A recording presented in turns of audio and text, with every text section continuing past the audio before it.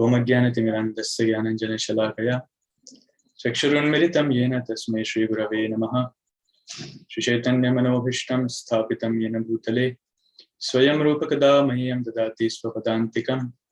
वन्देऽहं श्रीगुरो श्रीयुतपदकमलं श्रीगुरुन् वैष्णवांश्च श्रीरूपं साग्रजातं सहगणरघुनाथान्वितं तं सजीवं साद्वैतं सावधूतं परिजनसहितं कृष्णचैतन्यदेवं श्रीराधा कृष्णपादां सहगणललिता श्रीविशाखान्वितांश्च नमो विष्णुपादाय कृष्णपृष्ठाय भूतले श्रीमते भक्तिवेदांत स्वामिनिति नामिने। नमस्ते सारस्वती देवे गौरवाणी प्रचारिणे निर्विशेष शून्यवादी पाश्चात्य देशतारिणे। हे कृष्ण करुणा सिंधु दीनबंधु जगत्पते गोपेश गोपिका कांत राधा कांत नमस्तुते। तप्त कांचन गौरांगी राधे वृंदावनेश्वरी वृषभानुसुते देवी प्रणमामि हरिप्रिये। वाञ्छाकल्पतरुभ्यश्च कृपा सिन्धुभ्यैव च पतितानां पावनेभ्यो वैष्णवेभ्यो नमो नमः।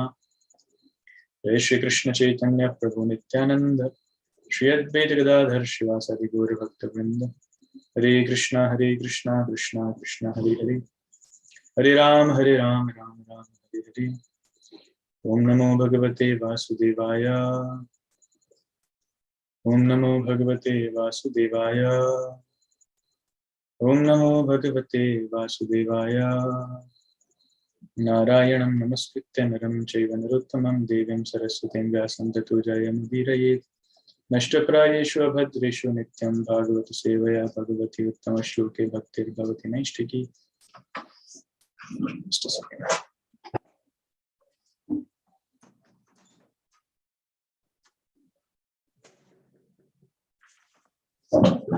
हरे कृष्ण। अंतर्राष्ट्रीय कृष्ण भावनामृत संघ इस्कॉन के द्वारा आयोजित इस बुधवारी सत्संगी कार्यक्रम में आप सबका स्वागत है।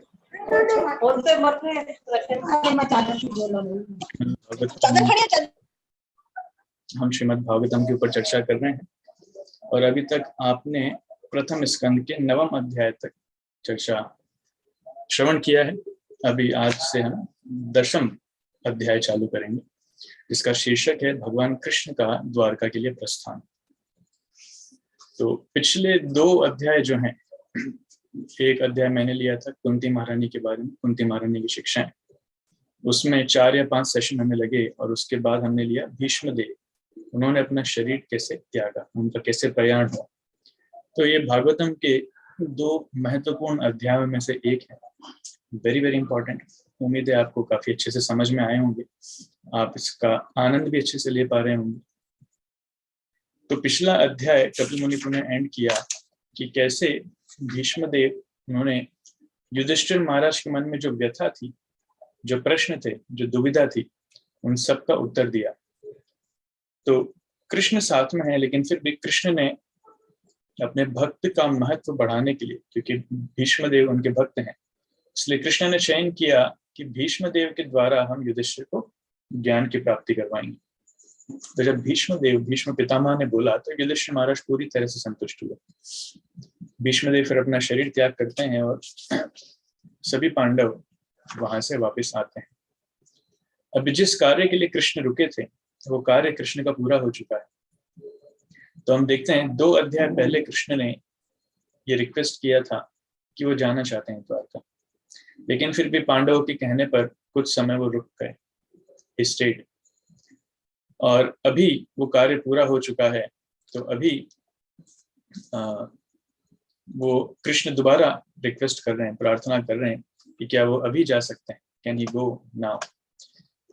इसलिए अभी का जो सेक्शन है ये और भी इम्पोर्टेंट है और इसमें हमें एक अलग ही एक्सट्रीम, एक अलग ही डायमेंशन देखने को मिलेगा। तो क्या है, युधिष्ठिर महाराज जब जाते हैं, कृष्ण वहां पर आते हैं, तो कृष्ण दोबारा आने के बाद युधिष्ठिर महाराज को राजा बना देते हैं और युधिष्ठिर महाराज के राज्य का यहाँ पर वर्णन है कि युधिष्ठिर महाराज कितना अच्छे से राज कर रहे हैं। अभी बड़ा ध्यान से सुनिएगा और इसको एनालाइज भी कीजिएगा कि आजकल के जमाने में जो राज्य होता है वो कैसे होता है। आज के राजा और युधिष्ठिर महाराज के जैसे राजा, दोनों में क्या अंतर है, और जब 2 प्रकार के राजा राज करते हैं तो दोनों के राज्य में क्या प्रभाव पड़ते हैं। उस बारे में आज हम चर्चा करेंगे। युधिष्ठिर महाराज को भगवान कृष्ण राजा बनाते हैं और युधिष्ठिर महाराज राज करने लगते हैं। और युधिष्ठिर महाराज क्योंकि स्वयं धर्मराज हैं, इसलिए युधिष्ठिर महाराज के राज का वर्णन बहुत ही विशेष तरीके से आता है। हम देखेंगे एक श्लोक के माध्यम से। श्लोक संख्या 4। कामं ववर्ष पर्जन्यः सर्व काम दुगामहि शिशिचो स्म व्रजान गावः पय शोधस्वतीर्मुदा। इसका मतलब है कामम ववर्ष पर्जन्य। मैं डायरेक्ट ट्रांसलेशन पढ़ता हूँ। During the reign of Maharaj Yudhishthir, the clouds showered all the water that people needed, and the earth produced all the necessities of man in profusion. Due to its fatty milk bag and cheerful attitude, the cow used to moisten the grazing ground with milk. तो अभी आश्चर्य की बात है, देखिए यहाँ पर वो जो वर्णन आ रहा है, मैं इसको हिंदी में अनुवाद करता हूँ कि युधिष्ठिर महाराज के राज्य के दौरान जो बादल थे वो पर्याप्त मात्रा में पर्याप्त मात्रा में वर्षा करते थे। पृथ्वी मनुष्य के आवश्यकता के अनुसार पर्याप्त मात्रा में अन्न वगैरह देती थी। गाय बहुत ज्यादा दूध देती थी। गाय के दूध की थैली हमेशा भरी हुई रहती थी और गाय बहुत प्रसन्न रहती थी। इतना दूध देती थी कि जमीन गाय के दूध से गीली हो जाती थी। The cow used to moisten the grazing ground with milk. अभी ये बड़ी विस्मित करने वाली बात है। हम तो कभी हमारी जमीन तो पानी के लिए तरस जाती, पानी नहीं आता, लेकिन यहाँ पे देखने की गाय के दूध से जमीन गीली हो जाती थी। मुझे इस पे थोड़ा सा विश्वास नहीं होता था ना कि अपने आप कैसे दूध आता है। लेकिन एक बार मैं इंदौर में था कई साल पहले, तो इंदौर में बेस में स्टूडेंट्स के बेस में था, तो वहां पर मैंने ये दृश्य देखा था कि एक गाय ने एक बछड़ा दिया था। उस बछड़े को जस्ट 10-15 मिनट ही हुए होंगे और गाय उसको चाट रही थी और उसके थन से अपने आप दूध निकल रहा था। और पूरी धारा प्रवाह, ऐसा नहीं एक एक दो दो बूंद करके निकल रहा है, पूरा धारा प्रवाह उसके थन से अपने आप दूध निकल रहा था और जमीन पे गिर रहा था। एक बछड़ा तो बड़ा छोटा था।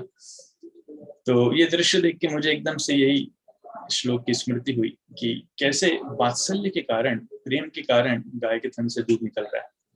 तो ये गाय की प्रसन्नता का विषय है, क्योंकि गौ माता प्रसन्न है इसलिए अपने आप उसके थन से दूध निकल रहा है। तो यहाँ पर वही चीज वर्णन है। भगवान युधिष्ठिर महाराज के राज्य के दौरान गाय इतनी प्रसन्न है कि वो जो जहाँ जिस भूमि पर गाय विचरण करती है वो पूरी भूमि गाय के दूध से ही गीली हो जाती है। अभी इतना अकाल पड़ जाता है। अभी गवर्नमेंट ने हमें एक रिक्वेस्ट किया रिसेंटली कि वो एक गो अभ्यारण्य प्रोजेक्ट इस्कॉन को देना चाहते हैं 1200 एकड़ का। लेकिन दुख की बात यह है कि वो जहाँ पर है वो बंजर भूमि है और रेड मुरम की सॉइल है, और उस बंजर भूमि को उपजाऊ बनाने के लिए गवर्नमेंट इतना प्रयास कर रही है गाय के गोबर और गौमूत्र का उपयोग करके।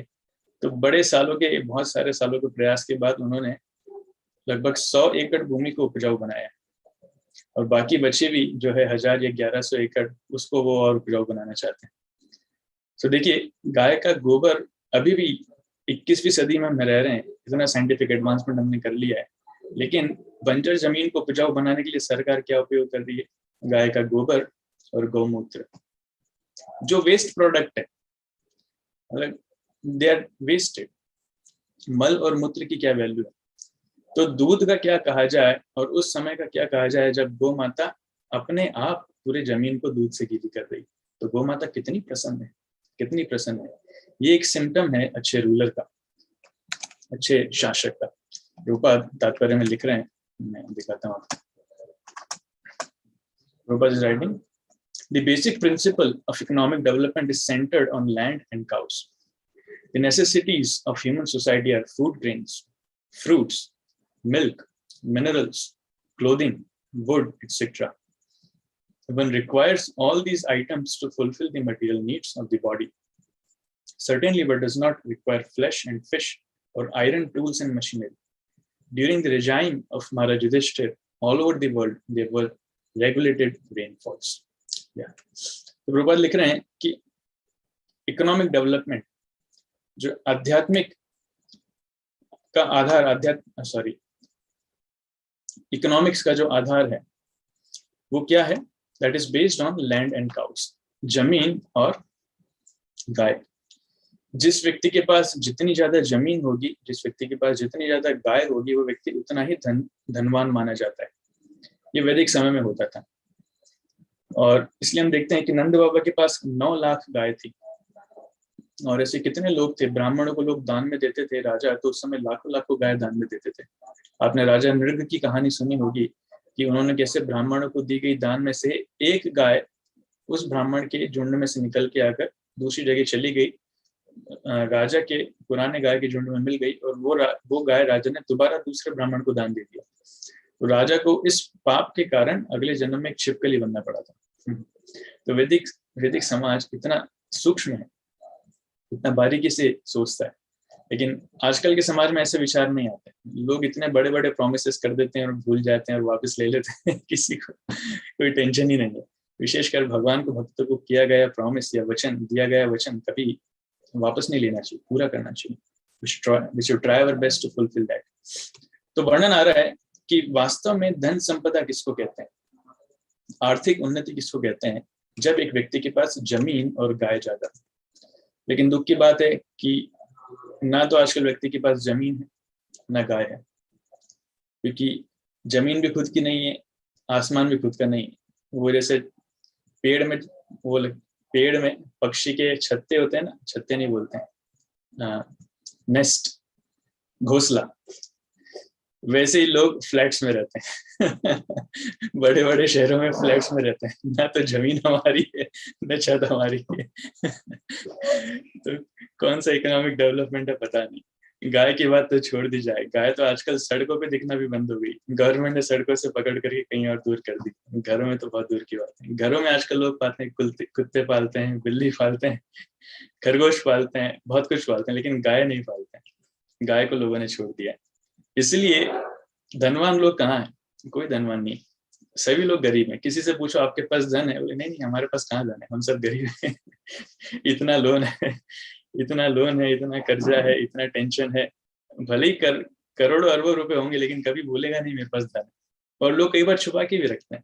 कैसे छुपा के रखते हैं कि इनकम टैक्स की रेड ना पड़ जाए, गवर्नमेंट वाले ना आ जाए, चोर ना आ जाए, इसलिए दिखाते नहीं। बिस्तर में छुपा के रखेंगे, बाथरूम में छुपा के रखेंगे, जमीन में गाड़ के रखेंगे, और लोगों को शक ना हो इसलिए छोटी गाड़ी में घूमेंगे, पुराने कपड़े पहन के चलेंगे, जिससे लोगों को शक ना हो। पता नहीं कितने सारे आइडिया लगाते हैं, लेकिन पहले के जमाने में ऐसा नहीं था।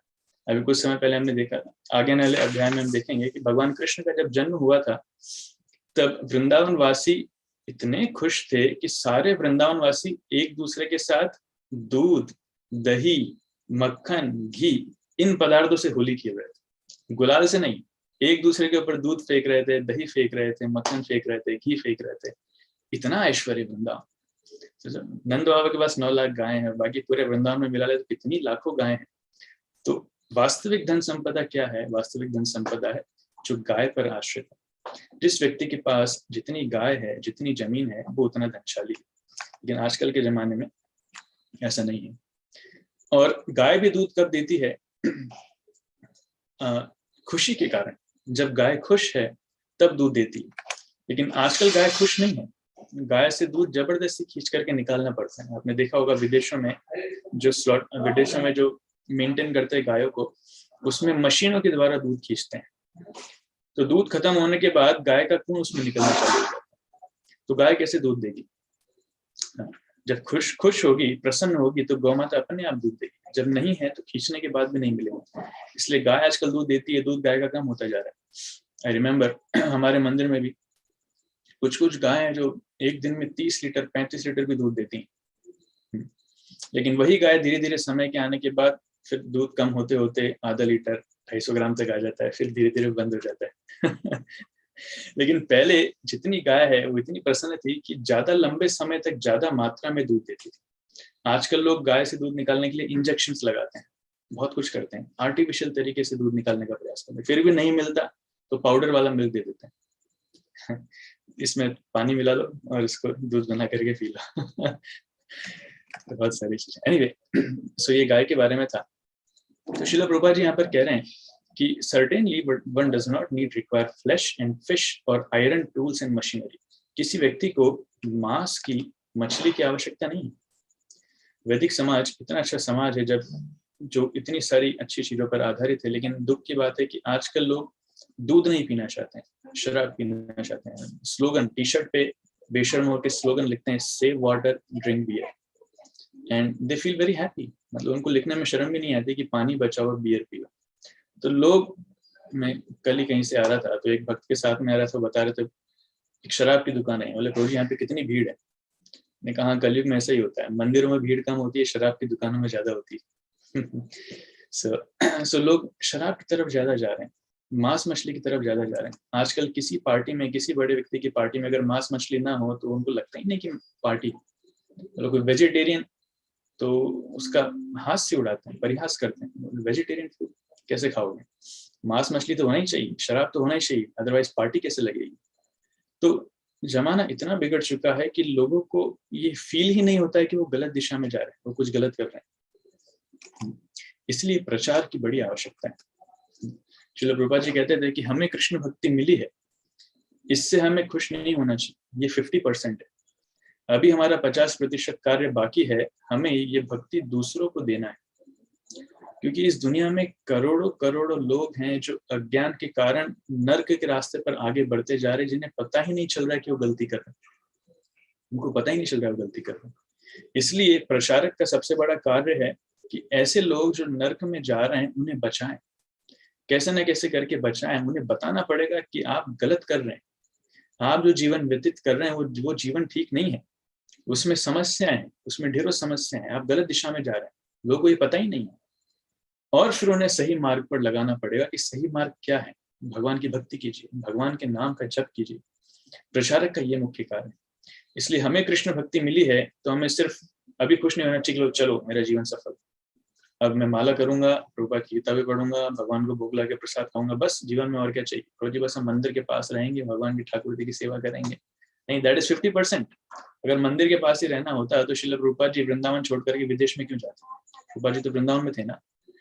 तो सेवा, वास्तविक सेवा ये नहीं है कि हम बैठ करके हमारा भजन करें, वो तो करना ही है, दैट इज देयर, लेकिन दूसरों के बारे में सोचना चाहिए। भगवान को वो भक्त ज्यादा पसंद हैं जो दूसरों के बारे में सोचते हैं। महाप्रभु कहते थे, भारत भूमि तो हिला मनुष्य जन्मजार, जन्म सार्थक करी कर परोपकार। जिसका भी जन्म भारत भूमि में हुआ है उसके दो कर्तव्य हैं, अपना जन्म सार्थक करे और दूसरों के ऊपर परोपकार करे।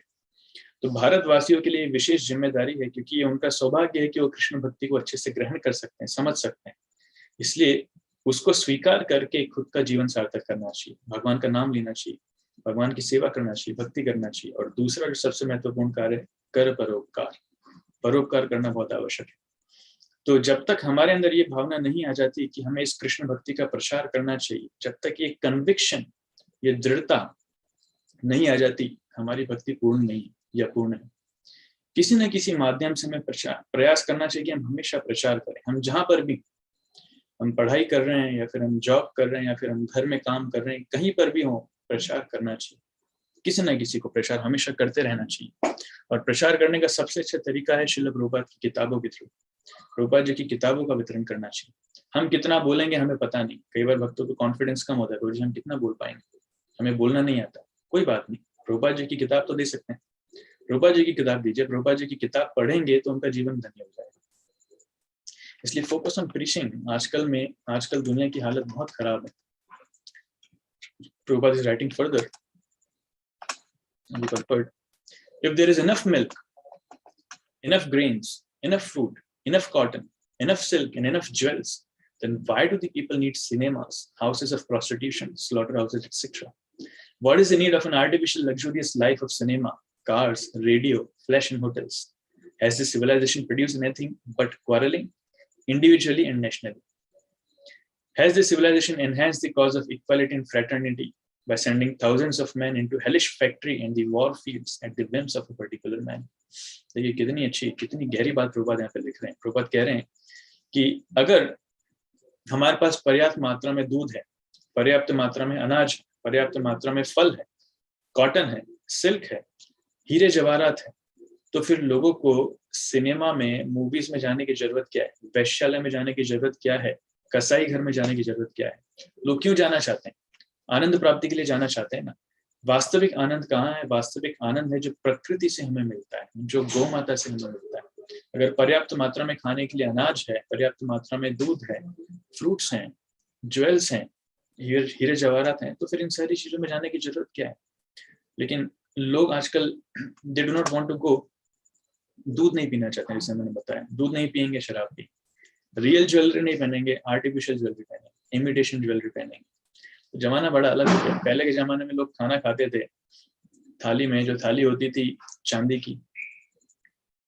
की थाली गई तो पीतल की थाली में खाने लगे, पीतल की थाली गई तो स्टील की थाली में खाने लगे, उसके बाद प्लास्टिक की थाली में, और अभी पेपर की थाली पेपर की प्लेट में खाते हैं। And we think we are advancing, फिर हम उन्नति कर रहे हैं, हम रिच बन रहे हैं। अरे काय की अमीरी, ये तो गरीबी है। सो एनीवेज, सो वास्तविक अगर धन संपदा देखा जाए तो वो है कि हमारे पास, इवन हम लोगों ने देखा, आई रिमेम्बर मेरी दादी, हम घरों में बड़े बड़े पेटियां हुआ करती थी जिसमें अनाज भर के रखा जाता था। उस अनाज के बीच में कुछ गोलियां रखते थे कि सड़ ना जाए। फिर उस गेहूं को पिसवा करके हम आटा खाते थे। लेकिन आजकल इतनी मेहनत करने वाला कोई नहीं है। आजकल 5 किलो का डब्बा रखते हैं, उसमें 5 किलो की थैली खरीद करके लाएंगे आटे की, उसको बनाएंगे, जब खत्म हो जाएगा फिर दोबारा 5 किलो का लेकर आएंगे, ज्यादा से ज्यादा 10 किलो का लेकर आ जाएंगे। लेकिन कौन क्विंटल के क्विंटल इकट्ठा करके रखेगा, उसको संभाल के रखेगा, पीसेगा। ऐसे ही पहले मसाले लोग घर में रखते थे, खुद ही अपने हिसाब से क्वालिटी के मसाले पीसते थे, घरों में मिठाइयाँ बनती थी, नमकीन बनती थी। आजकल कुछ नहीं होता, सब मार्केट से आता है, एवरीथिंग इज मार्केट। तो सारी चेतना मार्केट वालों की हम लेते हैं, इसलिए हमारा दिमाग भी मार्केट जैसा हो गया।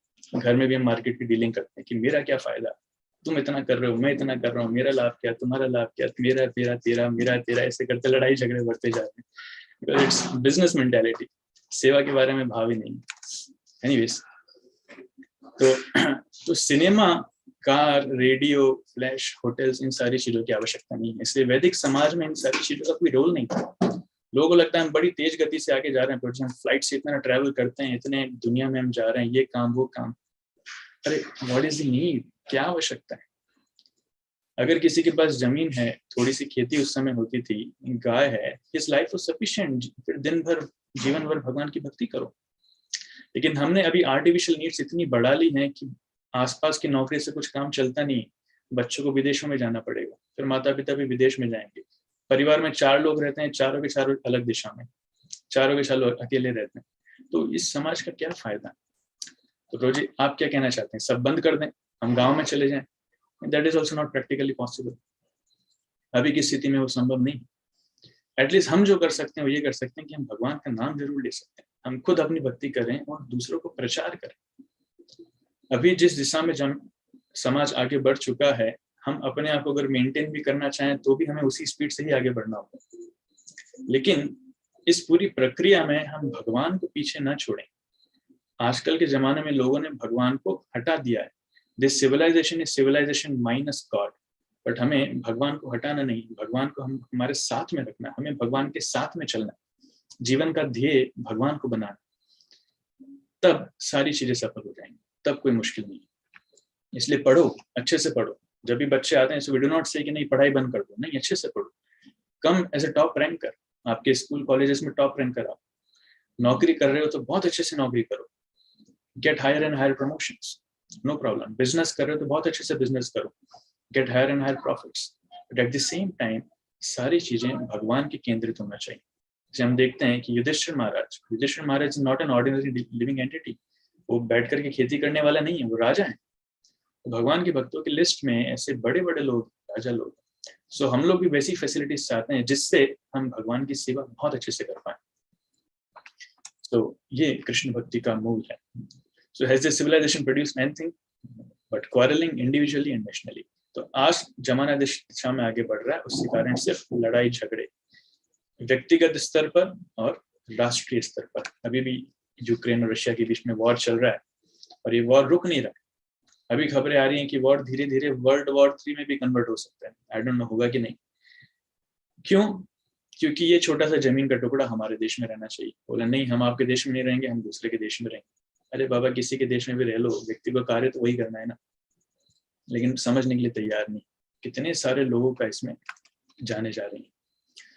इसलिए भक्तों को बुद्धिमान होना चाहिए, आंख बंद करके हमें आगे नहीं बढ़ना चाहिए, नहीं तो हमारे लिए बड़ी समस्या हो जाएगी। और विशेषकर गौ माता को सुरक्षा देना चाहिए।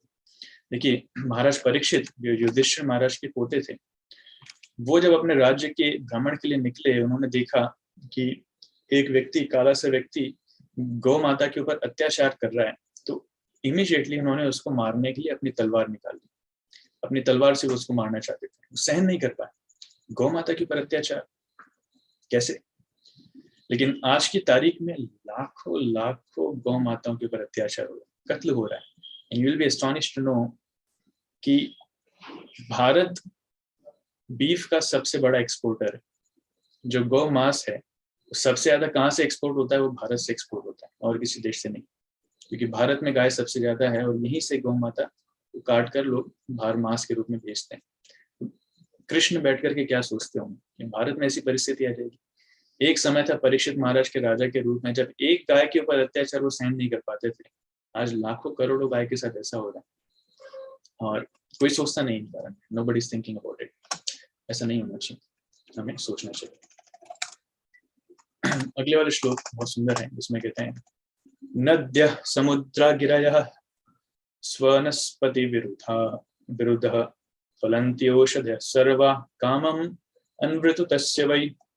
मतलब, the rivers, oceans, hills, mountains, forests, creeper and active drugs in every season paid their tax quota to the king in profusion. तो नदी, समुद्र, पर्वत, जंगल, वनस्पति, झाड़ियां, हर सीजन ने अब राजा को अपना टैक्स दिया। टैक्स मतलब उन्हें जिस समय जो वस्तु राज्य को देना चाहिए वो दे रहे, पर्याप्त मात्रा में।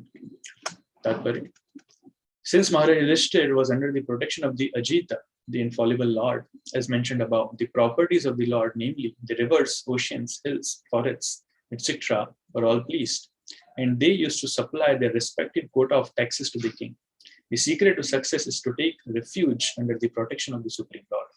Without his sanction, nothing can be possible. Yeah. तो भगवान के भक्त लोग जब राज करते हैं, भगवान के भक्त लोग जब आगे बढ़ते हैं, भक्ति के कारण पृथ्वी जो भूदेवी है वो इतनी प्रसन्न होती हैं कि वो प्राकृतिक चीजें अपने आप पर्याप्त मात्रा में देने लगती है। और जो वो प्रसन्न नहीं है तो जमीन की उपजाऊ क्षमता खत्म होती है। प्रयास करने के बाद भी बहुत थोड़ा सा रिजल्ट आएगा, बहुत कम रिजल्ट आएगा। इसलिए हम देखते हैं कि आजकल फलों का साइज कम होता जा रहा है, उसके अंदर एसेंस कम होता जा रहा है, टेस्ट कम होता जा रहा है, जो छिलका है वो धीरे धीरे बढ़ता जा रहा है। हमने पहले जो फल खाए थे जितने अच्छे होते थे, अभी वैसे नहीं। अभी फलों में कलर लाने के लिए, उनका साइज देने के लिए इंजेक्शन लगाना पड़ता है। बिना इंजेक्शन लगाए वो आते नहीं। सो अभी जो हम खा रहे हैं वो नेचुरल नहीं है, वाकई में वो केमिकल्स वाली चीजें हैं। लेकिन युधिष्ठिर महाराज के समय ऐसा नहीं था, सारी चीजें पर्याप्त मात्रा में उपलब्ध थी और अपने आप आता था। इट्स मेंशन कि ये सारी चीजें अपना टैक्स खुद ही आकर के राजा को देते थे, मतलब अपने आप ये सारी चीजें उसमें। तो नदी है, अभी सारी नदियां सूख गई, सारी नहीं, बहुत सारी नदियां सूख गई, लेकिन पहले ऐसा नहीं था, सारी नदियां अच्छे से प्रवाहमान थी। समुद्र है, समुद्र अच्छे से प्रवाहमान था। उस समय समुद्र में ना तो सुनामी आती थी, ना तूफान आते थे, कुछ भी नहीं आता था, सारी शांति थी। और पर्वतों से अच्छे अच्छे हीरे जवाहरात वगैरह वो मिलते थे। जंगल और वनस्पति, ड्रग्स, जो चीजें हमें चाहिए सब वहां पे मिलता था। वो सब राजा को अच्छे से टैक्स देते थे। लेकिन अभी लालच में सीजन के समय जो फल आता है वो लोग सीजन के समय भी खाना चाहते हैं और सीजन के अलावा भी खाना चाहते हैं। इसलिए लोगों ने आर्टिफिशियल फार्मिंग चालू कर दी है। अभी आम आपको 12 महीने मिलेगा, तरबूज 12 महीने मिलेगा, केला भी 12 महीने मिलेगा, क्योंकि लोग इकट्ठा करके रख लेते हैं वेयर हाउसेस में, या फिर इंजेक्शंस के थ्रू, केमिकल्स के थ्रू उसको 12 महीने प्रोड्यूस करने का प्रयास करते हैं। तो अभी जो हम लोग खा रहे हैं वो नेचुरल ना होके आर्टिफिशियल ज्यादा है, केमिकल वाली चीजें ज्यादा है। इसलिए हम देखते हैं इसका डायरेक्ट प्रभाव किस पे पड़ता है। हॉस्पिटल्स भी ज्यादा है, डॉक्टर्स भी ज्यादा हैं, और उनकी इनकम भी ज्यादा है, और हमारे खर्चे भी ज्यादा हैं। तो सारी चीजें ज्यादा है। कलयुग में कम कुछ नहीं, कम क्या है, लोगों की बुद्धि कम है, लोगों का भाग्य कम है। इसलिए हमें कृष्ण भक्ति ज्यादा करना चाहिए और प्रचार भी ज्यादा करना चाहिए, ताकि ये सारी चीजें ज्यादा मात्रा में फैल रही हैं वो इतनी ना फैल पाए। सो So secret of success, Prabhupada लिख रहे हैं, is to take refuge under the protection of the Supreme Lord. तो अलग से हमें प्रयास करने की आवश्यकता नहीं, सिर्फ भगवान की शरण ग्रहण करेंगे, प्रकृति हमें सब कुछ देगी. She will give everything. ये हमारा विचार भी था. उज्जैन में जब इस्कॉन मंदिर आया था तो उस समय 2004-2005 में काफी सूखा था. 2006 की भी बात है, काफी सूखा था. तो संकीर्तन से यज्ञ होता है. गीता में कृष्ण कहते हैं यज्ञात भवति पर्जन्य. तो कृष्ण कहते हैं कि यज्ञात भवति पर्जन्य, यज्ञ से वर्षा आती. तो इस्कॉन फेमस है कि जहां जहां संकीर्तन होता है वहां सूखा नहीं पड़ता है. तो उस समय उज्जैन में सूखा था. इस्कॉन रिसेंटली आया ही था, तो सरकार ने अनुरोध किया कि महाराज जी आप कुछ कीजिए. तो गुरु महाराज ने संकीर्तन यज्ञ प्रारंभ किया.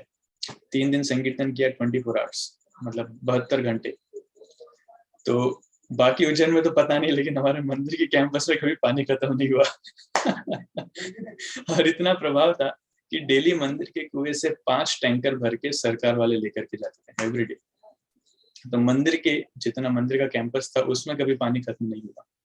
ऐसी कुछ कुछ जगह फेमस है कि भक्तों ने संकीर्तन किया तो जिस जगह महीनों से सालों से वर्षा नहीं हुई थी वहां पे अचानक से वर्षा होने लगी.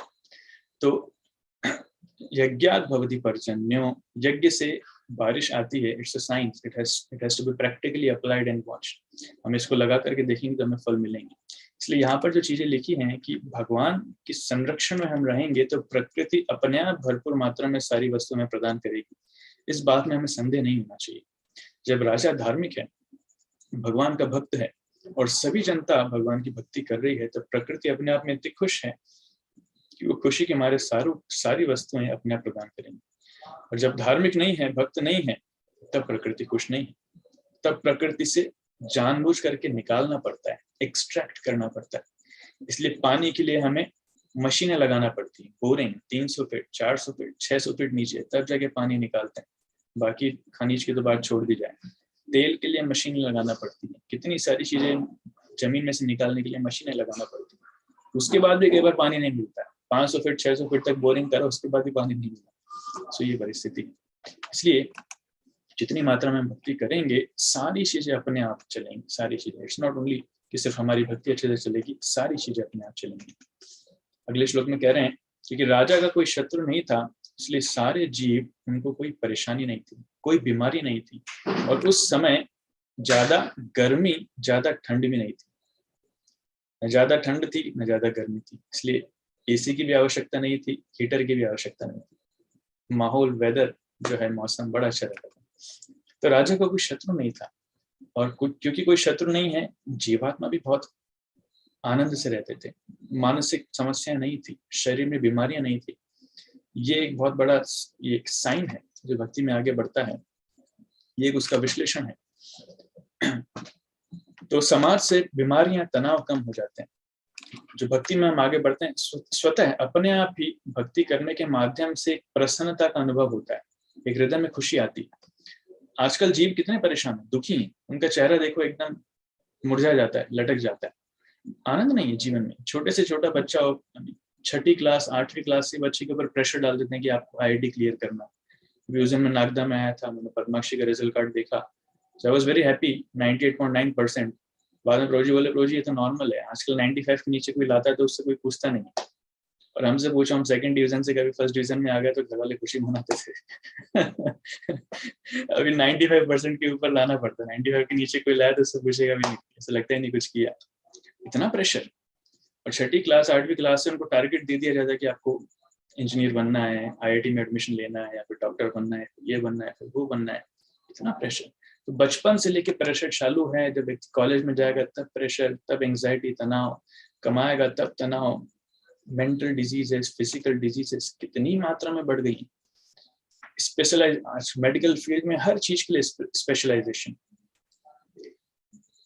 एनीवे, आप लोग ज्यादा जानते हैं, मैं डिटेल्स में नहीं जाना चाहता. पर essence of the point is कि इतने हॉस्पिटल बढ़ रहे हैं, इतने डॉक्टर्स बढ़ रहे हैं. इसका मतलब क्या है? लोग दुखी हैं, लोग परेशान हैं. People are not happy. तो जमाने, इस वातावरण में कैसे परिवर्तन आएगा? सिर्फ एकमात्र साधन है, हमें कृष्ण भक्ति का प्रचार करना है. हरे कृष्ण मंत्र जो है उस पर पूरा विश्वास होना चाहिए। हरे कृष्णा कृष्णा कृष्णा हरे हरे, हरे राम राम राम हरे हरे। इस मंत्र का हम अधिक से अधिक स्वयं जप करें और इस मंत्र का अच्छे से प्रचार करें, संकीर्तन करें, लोगों को सुनाएं, उच्च स्वर में इसका संकीर्तन करें। संकीर्तन के माध्यम से वातावरण शुद्ध हो सकता है। तो जितना कृष्ण भक्ति का प्रचार होगा उतना ही इस जगत में परिवर्तन आएगा। And we can see practically, देखिए एक तरफ जमाना इतना दुखी है, लेकिन जो भक्ति कर रहे हैं, जो इस्कॉन से कनेक्टेड हैं, वो सब समृद्ध हो रहे हैं, उनका जीवन धनशाली आगे बढ़ रहा है। कोविड के समय किसी भी इस्कॉन मंदिर में भूखमरी नहीं हुई, लेकिन इस्कॉन मंदिर ने करोड़ों लोगों को खाना खिलाया है अपनी तरफ से। तो हम लोग तो कभी कमाने नहीं जाते, तो फिर इतनी धन संपदा कहाँ से आ रही? भगवान अपने आप अरेंज करके भेजते हैं, सिर्फ हमें भक्ति करना है। Krishna will arrange everything.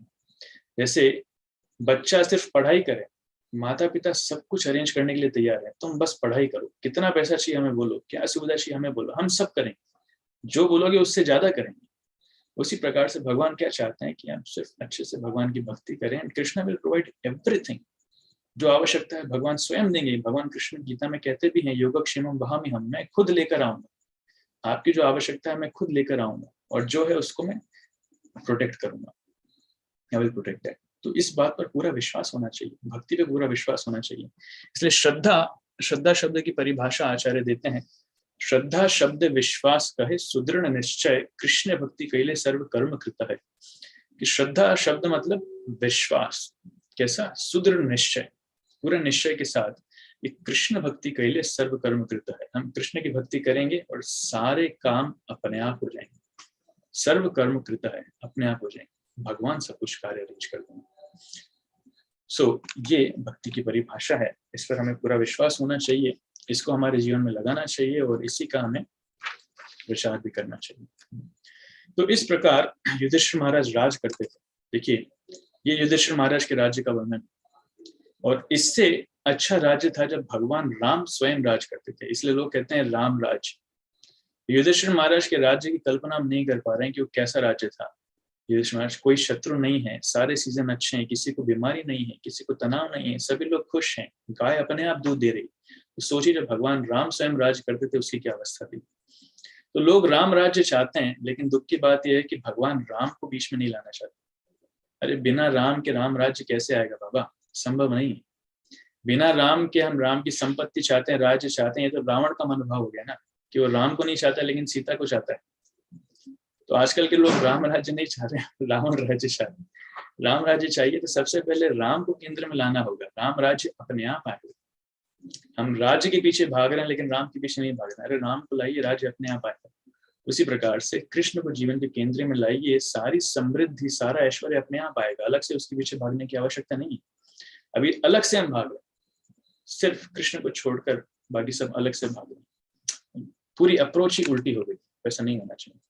तो ऐसे भगवान कृष्ण हस्तिनापुर में कुछ महीने और रहे और सभी अपने रिश्तेदारों को, पांडवों को, अपनी बहन सुभद्रा को संतुष्ट करने के बाद भगवान कृष्ण युधिष्ठिर महाराज से परमिशन मांगते हैं जाने के लिए।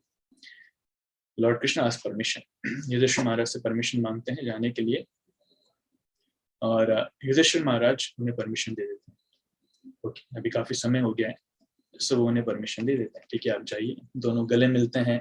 कृष्ण छोटे हैं तो युधिष्ठिर महाराज के पैर भी छूते हैं। ये भी एक अच्छा उदाहरण है। कृष्ण भले स्वयं भगवान है, सभी जानते हैं, लेकिन परंपरा का निर्वाह, सामाजिक परंपरा का निर्वाह फिर भी कर रहे हैं, युधिष्ठिर महाराज के पैर छूते हैं। अर्जुन और कृष्ण गले मिलते हैं, नकुल सहदेव कृष्ण के पैर छूते हैं क्योंकि वो छोटे हैं, और कृष्ण युधिष्ठिर से छोटे हैं इसलिए युधिष्ठिर के पैर छूते हैं। तो कभी कभी हम भक्ति में आते हैं तो हमें लगता है अरे मैं तो बहुत बड़ा भक्त बन गया हूँ, अब मुझे पैर छूने की जरूरत नहीं है घर वालों की। नहीं, ऐसा नहीं है। हम कितने ही बड़े क्यों ना हो जाएं, लेकिन हमसे बड़े हमेशा ही बड़े रहें, इसलिए उनका सम्मान हमेशा करना चाहिए। हमें हमेशा हमारी परिस्थिति ध्यान। कृष्ण जब भगवान होकर अपने भक्तों के पैर छू सकते हैं जो उनसे शारीरिक रूप से बड़े थे, तो हम क्यों नहीं कर सकते? हम कौन से इतने बड़े भक्त बन गए?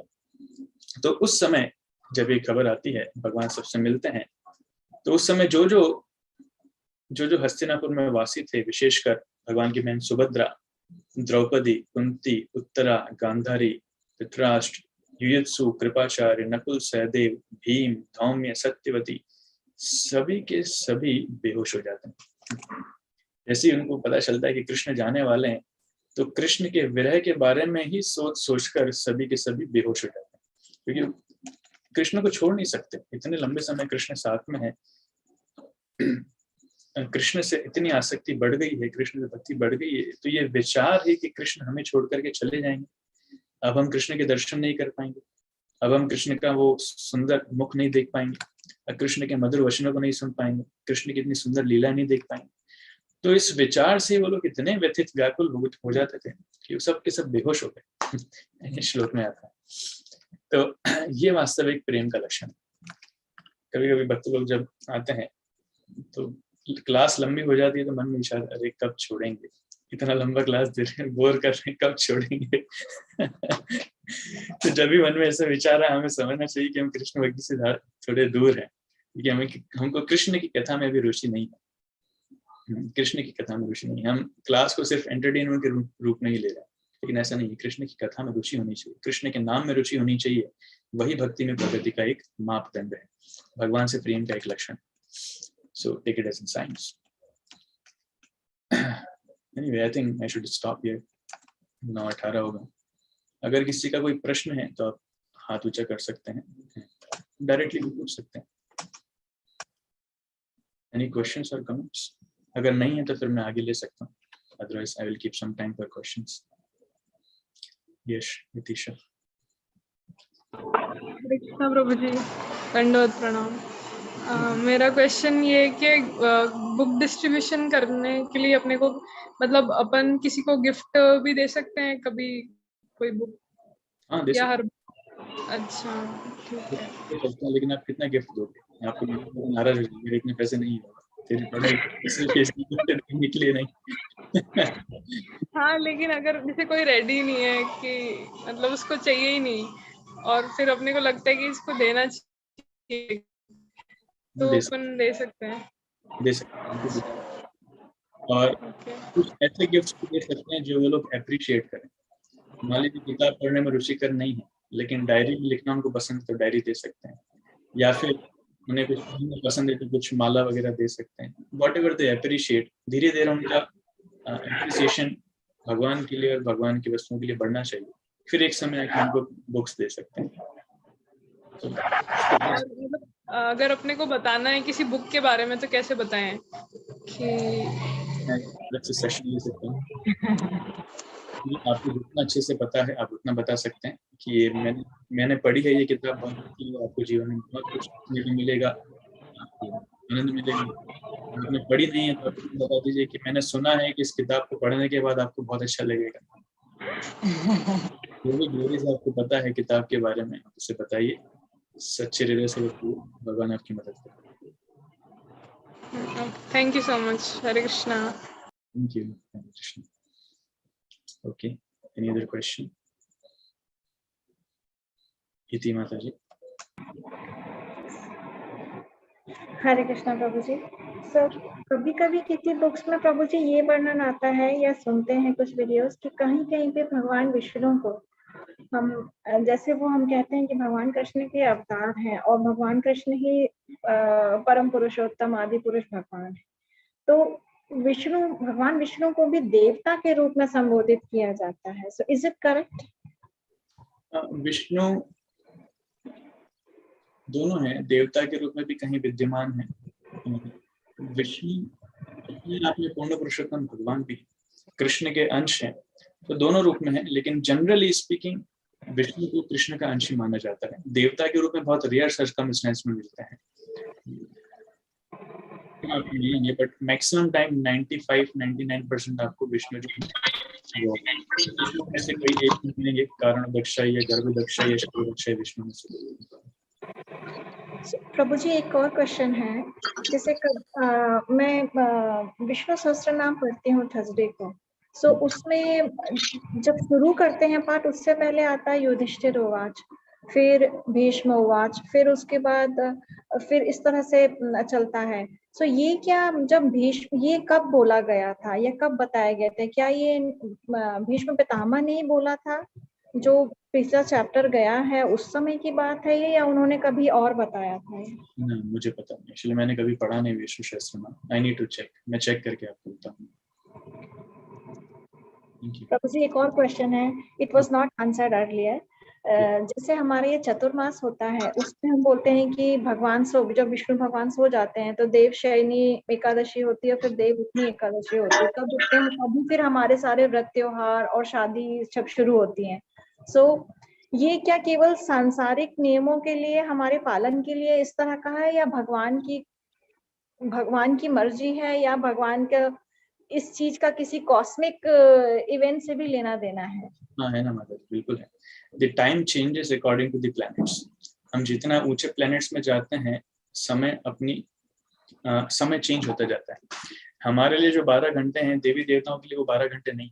हमारे लिए जो एक है वो उनके लिए एक नहीं, एक दिन नहीं।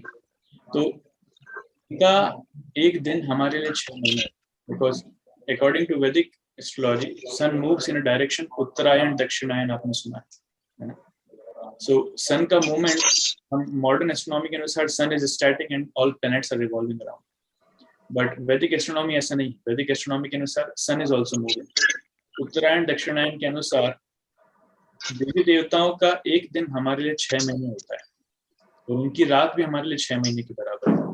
इसलिए वो जब पीरियड आता है जिस समय देवता लोग सोते हैं, तो वो उनका वो 6 महीने वाला पीरियड है, जब जिस समय सूर्य वहां पर नहीं है। तो उसको जनरली 4 महीने से क्लासिफाई किया जाता है, क्योंकि व्यक्ति, जैसे हम लोग भी 8 घंटे सोते हैं, we sleep 1/3 of the time, so they also sleep around 1/3 of the time. और ये सन के मूवमेंट के अनुसार कैलकुलेट किया जाता है। तो उसमें भी जो विष्णु का वर्णन है, वो विष्णु इस पृथ्वी पर जो श्वेत द्वीप में है, शिरोदक्षय विष्णु जिनका वर्णन आता है, which is taking the charge of maintenance of this world, इस भौतिक जगत से डीलिंग करते हैं, which is one of the functions of the demigods, although he himself is supreme। उनके बारे में ये वर्णन, उनके और along with the all demigods। Was it answered?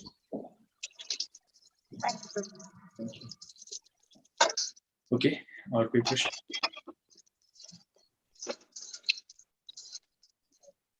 हरे कृष्णा प्रभु जी, धन्यवाद। प्रभु जी मुझे ये क्वेश्चन पूछना है कि जैसे आपने गौ माता के बारे में बताया, तो हम इंडिविजुअली गौ सेवा कैसे कर सकते हैं? जैसे हम कॉलोनी में रहते हैं, हमारा कंट्रीब्यूशन हम क्या सहयोग कर सकते हैं, या जैसे नागदा में, या अभी फ्लैट में तो गौ माता को रख नहीं सकते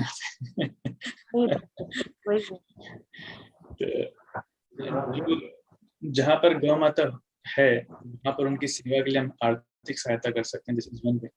और जब भी हमें समय मिले, अगर हम जाकर के फिजिकली गौ माता की कुछ सेवा कर सकें, थोड़ा समय, या गौशाला में कुछ सेवा कर सकें, if possible we can do that. If not possible, at least financially we can support, जो भी एक सेवा उसमें काउंट हो जाएगी। एंड हाँ, one more thing, product use करते हैं उस प्रोडक्ट्स में भी हम देखें कहीं ऐसा ना हो कि गौ माता का कुछ मिला। कई बार आजकल के टेस्ट देने के लिए लोग भी मांस वगैरह बहुत कुछ डाल देते हैं। सो प्रोडक्ट्स, हम कौन से प्रोडक्ट्स यूज कर रहे हैं, कहीं ऐसा तो नहीं इसमें जानवरों का कुछ मिला है, तो उस बारे में सोचना चाहिए। और अगर गौ माता के प्रोडक्ट्स को हम प्रमोट कर सकते हैं, ऐसा कोई अवसर है, तो वी शुड डू दैट, वो भी करना। जी प्रभु जी, एक सेशन में सुना था प्रभु जी कि इवन टूथपेस्ट में भी, इवन जो क्रीम्स हम लगाते हैं उसमें भी कुछ कुछ मिला हुआ रहता है। Yes yes yes, so we can not say so dangerous. तो प्रभु जी हम इन सब से कैसे बच सकते हैं? मतलब जितना यथासंभव हो उतना करना चाहिए। बहुत ज्यादा डिटेल्स में जाएंगे तो हमारा ध्यान मेन चीज से भटक करके इन सारी चीजों में लग जाएगा। Main thing is chanting Hare Krishna and preaching Hare Krishna. खुद भक्ति करना है, प्रचार करना है, वो मेन चीज है। और उसके साथ में जितना हम इन डिटेल्स को ध्यान में रख सकते हैं उतना अच्छा है, और नहीं तो हम मेन चीज पे फोकस करें, बाकी सब अपने आप हो जाए। शास्त्रों में रूल्स रेगुलेशन बहुत सारे हैं, जैसे भगवान के विग्रह की सेवा के लिए भी रूल्स रेगुलेशन देखे हैं, तो इतने सारे मंत्र हैं, इतने सारे शुद्धिकरण के प्रोसेस है कि हम सभी याद करते करते पागल हो गए। कलयुग में वो अवस्था नहीं है कि जब हम इतनी डिटेल्स में जा सकें। हमारे पास ना उतनी बुद्धि है, ना उतनी क्षमता है, ना उतना समय। इसलिए taking shelter of holy name, नाम जितना हम नाम आश्रय लेंगे कलयुग में सेंट्रल पॉइंट वही है, दैट इज मेन। जितनी फॉलो कर सकते हैं, अगर नहीं कर पाए तो नाम आश्रय नहीं छूटना चाहिए। जी thank you. Okay, and I see here Sumitra Radha Mataji. Mataji, is it same Sumitra Mataji from Houston? Yes प्रभु जी, आपकी सर्वेंट। हरे कृष्णा जी, दंडवत प्रणाम। मुझे महाराज ने यही नाम दिया, सुमित्रा राधा देवी दासी। उन्होंने कहा आपके पेरेंट्स ने ऑलरेडी स्पिरिचुअल नाम दिया है तो मैं चेंज नहीं करूंगा, खाली राधा रानी को साथ में जोड़ दिया। तो कृष्ण तो पहले साथ में थी, से भी राधा रानी भी साथ में आ गई। सेवाएं और बढ़ गई प्रभु जी। मैनेजमेंट ने पकड़ लिया अब तो और ज्यादा। मैनेजमेंट ने नहीं, माता जी भगवान ने पकड़ लिया आपको। So, I think के बाद पहली बार आपसे बात हो रही है। मेरा प्रणाम आपको। दंडवत प्रणाम प्रभु जी। पर महाराज ने बिहाफ सबके सामने ये कि मैं बिहाफ ऑफ भक्ति चारू महाराज आई एम इनिशिएटेड यू जी और प्रभु जी। या many congratulations to you and your entire family. Thank you. आपको सुन के आनंद आ जाता है प्रभु जी। मैं वेट करती हूँ आपके क्लास का। हालांकि कपिल मुनि बहुत अच्छे हैं, वो भी बहुत अच्छे प्रभु जी, बहुत अच्छे से बोलते हैं, पर पता नहीं क्यों आप में मुझे गुरु महाराज दिखते हैं। आप जो बोलते हो ना तो गुरु महाराज का वो लगाव आ जाता है एकदम, इसलिए आपको सुनना अच्छा लगता है। आपकी शुद्धता है माता जी। और प्रभु जी अभी वो माता जी ने पूछा ना विष्णु सहस्त्र नाम के लिए, तो वो जब राजसू यज्ञ हुआ था तब उसमें क्वेश्चन उठा था कि भगवान की पूजा क्यों करना है, कृष्ण की पूजा ही क्यों करना है। उस समय का शायद ये संवाद है जब भीष्म देव ने युधिष्ठिर महाराज को कहा था। बाकी उस पूरे पाठ को यदि सुना जाए तो उसमें फिर आखिरी में ब्रह्मा जी की भी स्तुति है, और वो एक्चुअल में वो पूरे सहस्त्रनाम शिव जी ने पार्वती जी को सुनाए हैं। और आखिरी में पार्वती जी पूछती हैं कि इतना सहस्त्रनाम का जो पाठ है संस्कृत का इतना क्लिष्ट है, तो वो तो कोई पंडित ही कर सकते हैं, लेकिन साधारण व्यक्ति के लिए क्या है। तब फिर अंत में शिव जी का वो श्लोक है, राम रामेति रामेति रमे रामे मनोरमे सहस्त्रनाम तत्तुल्यम श्री राम नाम वरानने। यदि आप एक बार राम का नाम चैंट करते हैं तो वो विष्णु भगवान के सहस्त्रनाम के बराबर हो जाता है। प्रभुपाद जी का एक लेक्चर भी है इसी सब्जेक्ट पर, यदि वो माता जी सुनेंगी प्रभुपाद जी का तो पूरा लेक्चर में क्लियर किया है प्रभुपाद जी ने। तो हम तो एक माला में 16 बार नाम लेते हैं राम का, तो हम कितनी बार विष्णु सहस्त्र नाम कर सकते हैं, ये प्रभुपाद जी ने क्लियर किया, मैं नहीं बता रही। लिंक अगर हो तो लिंक शेयर कर सकते हैं, मैं भी सुन लूंगा, मैंने भी सुना नहीं लेक्चर। ओके प्रभु जी, मैं लेती हूँ, या श्योर। तो मैंने सुना है कई बार प्रभुपाद जी का लेक्चर, उसमें है। Okay good, thank you so much. Thank you. Okay Prabhu ji. Okay, so it's 9:30. We'll stop here. आज समय पे हम रुकेंगे, तो हमेशा 9:45 बज जाता है। So go to bed early and yeah, come in the morning mantra meditation session. अभी गर्मी का समय है, सुबह तो जल्दी सबकी आँख खुली जाती है, तो सुबह आइए, सब भक्तों के साथ जप कीजिए, सबको अच्छा लगेगा। हरे कृष्ण। श्री प्रभुपाद की जय। संवेद गौर भक्तों की जय।